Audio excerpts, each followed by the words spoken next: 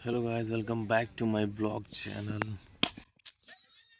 तो आ चुके हैं आज दूसरे गांव में क्रिकेट खेलने। आज मेरा फर्स्ट ब्लॉग है और मैं इसमें बताऊंगा कि मतलब क्रिकेट कैसे खेलते हैं हम लोग गांव में जाके। तो चलिए वीडियो को स्टार्ट करते हैं। आप लोग वीडियो को एंजॉय कीजिए। Let's start it. देखो, हम लोग पहले आ चुके हैं और हम लोग के फ्रेंड्स जो हैं वो अभी पीछे ही हैं।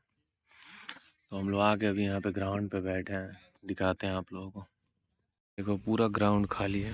वो देखो, ये कुछ हमारे गांव के आए हैं साथ में, तो कुछ उन सब के गांव के हैं लोग।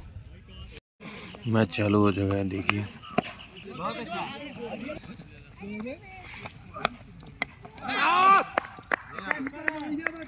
आउट हो चुका है।